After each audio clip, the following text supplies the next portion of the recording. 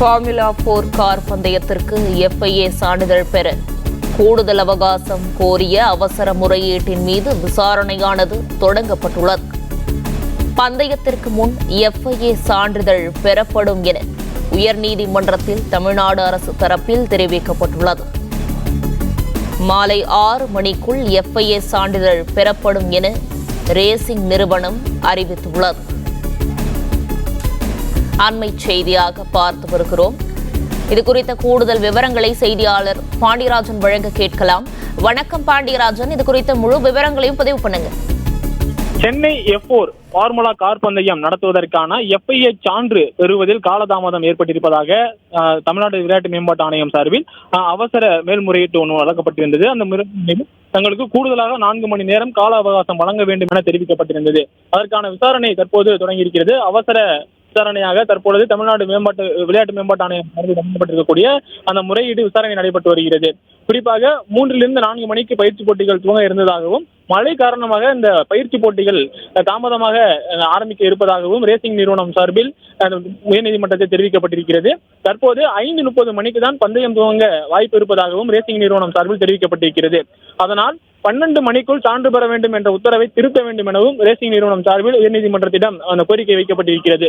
குறிப்பாக FIA எனப்படும் சர்வதேச அமைப்பு இந்த போன்ற கார் பந்தயங்கள் நடத்தும் பொழுது அந்த கார்களுக்கான தர சான்றிதழ் மற்றும் அந்த டிராக் கார்கள் செல்லக்கூடிய அந்த டிராக்குகளினுடைய தரத்தையும் உறுதி செய்ய வேண்டும். அதன் பிறகு அளிக்கக்கூடிய சான்றிதழின் அடிப்படையில் மட்டுமே அந்த போட்டி நடத்துவதற்கான அனுமதி வழங்கப்படும். தற்போது வரைக்கும் FIA ஆய்வு நிறைவு பெறவில்லை. அதற்கு கூடுதல் கால அவகாசம் தேவைப்படுவதாக தமிழ்நாடு விளையாட்டு மேம்பாட்டு ஆணையம் சார்பில் தற்போது தெரிவிக்கப்பட்டிருக்கிறது. 6 மணிக்குள் சான்று கிடைத்துவிடும் எனவும் ரேசிங் நிறுவனம் சார்பில் தெரிவிக்கப்பட்டிருக்து. குறிப்பாக போட்டி துவங்குவதற்கு சில மணி நேரங்களுக்கு முன்பாகத்தான் இந்த சான்றிதழ் பெறப்பட வேண்டும். மழையின் காரணமாக போட்டி துவங்குவதில் காலதாமதம் ஏற்பட்டது. அதனால் FIA ஆய்வு செய்வதிலும் தாமதம் ஏற்பட்டிருப்பதாகவும் ரேசிங் நிறுவனம் சார்பில் தெரிவிக்கப்பட்டிருக்கிறது. பந்தயம் துவங்கும் முன் சான்று கட்டாயம் பெறப்படும் எனவும் ரேசிங் நிறுவனம் தெரிவித்திருக்கிறது. பந்தயத்திற்கு முன் சான்று பெறப்படும் என தமிழக அரசு சார்பிலும் இந்த முறையீட்டு மனுவில் குறிப்பிடப்பட்டிருக்கிறது.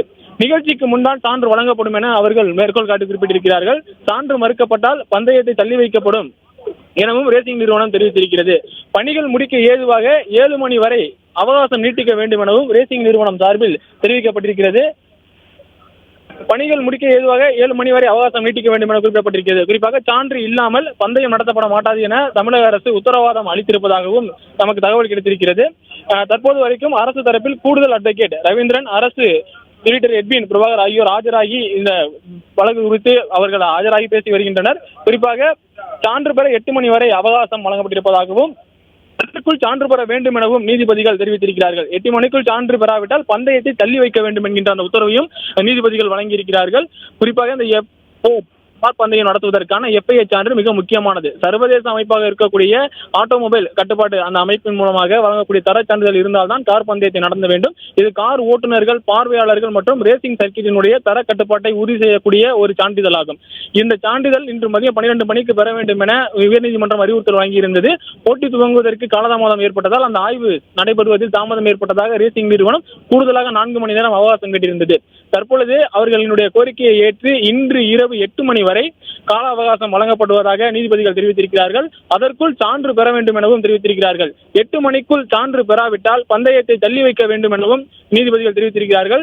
சான்று பெறுவதற்கான நேரத்தை மாற்றி அமைக்க வேண்டும் என தமிழக அரசினுடைய கோரிக்கையை ஏற்று தற்போது நீதிபதிகள் இவ்வாறு தெரிவித்திருக்கிறார்கள். 9 மணி வரை அவகாசம் வழங்க அரசு சார்பில் கோரிக்கை வைக்கப்பட்டிருக்கிறது.